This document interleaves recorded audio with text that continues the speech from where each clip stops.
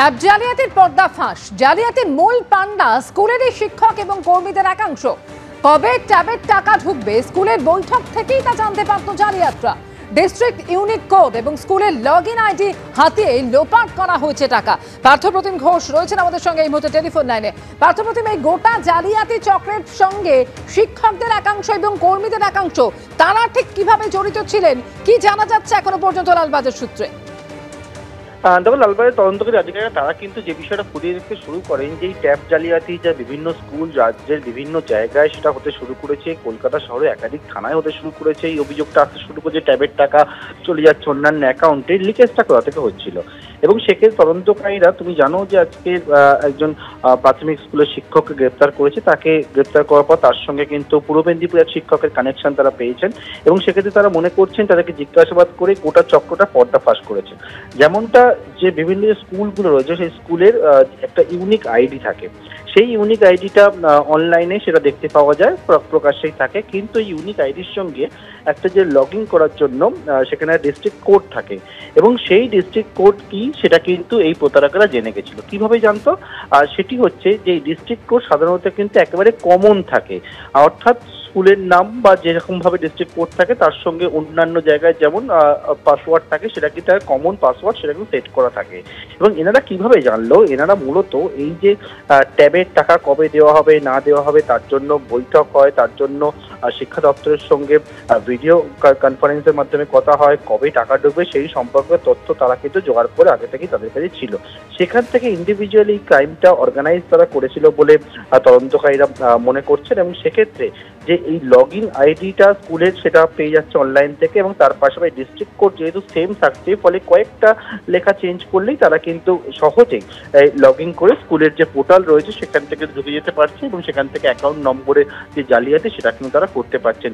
এই তথ্যই কিন্তু তদন্তকারীরা পাচ্ছেন এবং সেক্ষেত্রে বহু লোককে কিন্তু বলা হয়েছিল যে সরকারি টাকা, সরকার টাকা দেবে এবং সেই মতো অ্যাকাউন্ট নম্বর দিলে সরকার টাকা দেবে এবং তার পরবর্তীতে সেই অ্যাকাউন্ট নাম্বার জোগাড় মূলত চোপড়া এলাকাকে সিলেক্ট করা হয় এবং সেখান থেকে বহু লোকের অ্যাকাউন্ট নাম্বার নেওয়া হয়। পরবর্তীতে তাদেরকে বলা হয় কমিশনের ভিত্তিতে টাকা পাবে এবং সেই রকম ভাবেই কিন্তু এই চক্রটা কাজ করেছে বলে তারা মনে করছেন।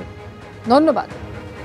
ডিয়ার লটারি কেলেঙ্কারির তদন্তে বাংলা সহ 6 রাজ্যে ইডির হানা, আর ইডির হানায় উদ্ধার হচ্ছে টাকার পাহাড়। পশ্চিমবঙ্গ, তামিলনাড়ু, কর্ণাটক, উত্তরপ্রদেশ, মেঘালয় এবং পাঞ্জাবে হানা দিয়ে বিপুল পরিমাণ টাকা উদ্ধার হয়েছে। সেই টাকার ছবি আপনারা দেখতে পাচ্ছেন যা ইডির তরফ থেকে সোশ্যাল মিডিয়ায় প্রকাশ করা হয়েছে। ম্যারাথন তল্লাশি চলে বিভিন্ন রাজ্যে, বাংলা সহ আরও 5 রাজ্যে এবং তল্লাশি চালিয়ে এই বিপুল পরিমাণ টাকা উদ্ধার করা হয়েছে। জানা যাচ্ছে নগদ টাকার পরিমাণ 12 কোটি 41 লক্ষ টাকা এবং এছাড়া উদ্ধার হয়েছে 6 কোটি 42 লক্ষ টাকা ফিক্সড ডিপোজিট সার্টিফিকেট। কথা বলবো আবির দত্ত এই মুহূর্তে রয়েছেন আমাদের সঙ্গে। আবির, এর আগে শুধুমাত্র কলকাতাতে তল্লাশি চালিয়ে প্রায় 3.5 কোটি টাকা উদ্ধার হয়েছিল, আর এবার যেটা জানা যাচ্ছে যে বাংলা সহ আরো 5 রাজ্য, মোট 12 কোটিরও বেশি পরিমাণ টাকা উদ্ধার হয়েছে।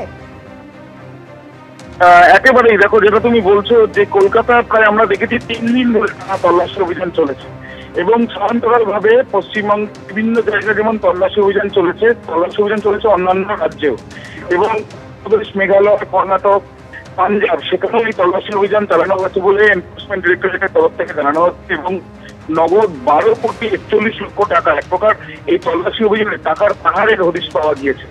এবং শুধুমাত্র তাই নয়, যে ফিক্সড ডিপোজিট সেখানেও প্রায় 6 কোটি 42 লক্ষ টাকা রয়েছে বলে জানতে পারেন তদন্তকারীরা এবং সেটা ইতিমধ্যে ফ্রিজ করা হয়েছে।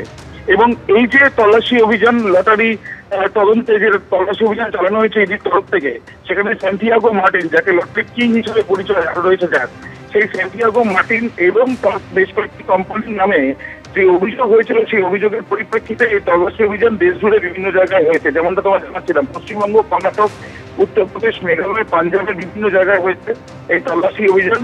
সর্বমোট এখনো পর্যন্ত যেটা এই সূত্র থেকে জানা যাচ্ছে যে 12 কোটি 41 লক্ষ টাকার নগদ, এছাড়াও ফিক্সড ডিপোজিট 6 কোটি 42 লক্ষ টাকা যেটা পাওয়া গিয়ে ইতিমধ্যে ফ্রিজ করা হয়েছে। এছাড়া যেটা জানা যাচ্ছে এই সূত্র থেকে যে বেশ কিছু ডকুমেন্টস এবং ডিজিটাল ডিভাইস পাওয়া গিয়েছে যেগুলো এই তদন্ত এগিয়ে নিয়ে যাওয়ার ক্ষেত্রে তদন্তকারীদের সাহায্যে আসতে পারে, এমনটাই তারা মনে করছেন। ধন্যবাদ আবির।